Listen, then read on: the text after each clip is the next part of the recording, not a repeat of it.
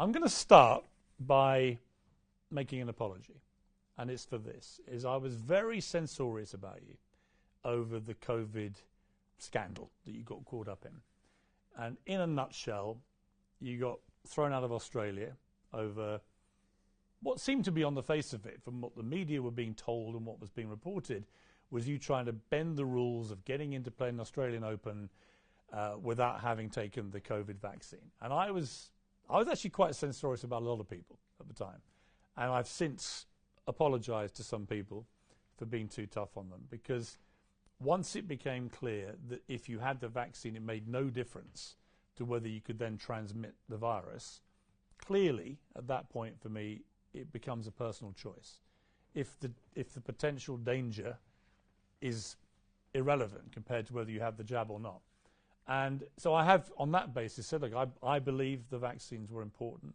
I think they saved a lot of lives. I had lots of people in my life at the time who were going through a terrible time with COVID. One of my co-workers on the morning show I was doing, her husband was in a coma from COVID. He sadly died.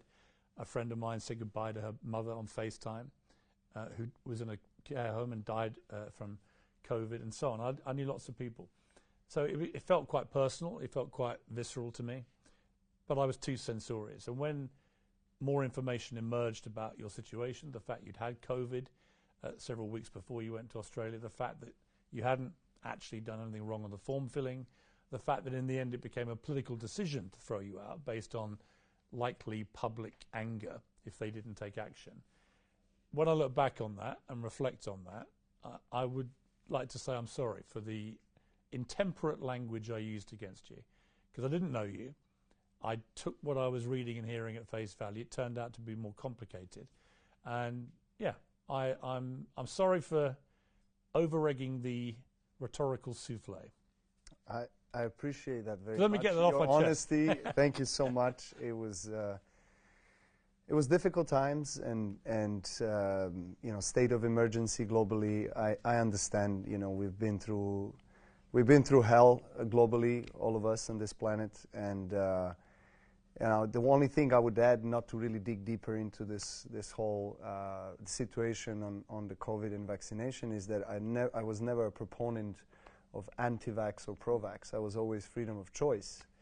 So and that was misinterpreted. You know, I was proclaimed to be, you know, one side or the other side or so forth. So it's either black or white. And I said, you know, it doesn't need to be that way. As an athlete, as someone that, you know, takes care of the integrity of the body and understanding of obviously doing my research and understanding that I'm not a threat to anybody and I don't need to do it myself. And I've been through 2 or 3 times I had COVID in like a year and a half. So I had all the antibodies, etc. So anyway, long story short, good to see you here. Good to finally meet you, and I appreciate and I respect the fact that you know what you said. It speaks volumes about the person that you are.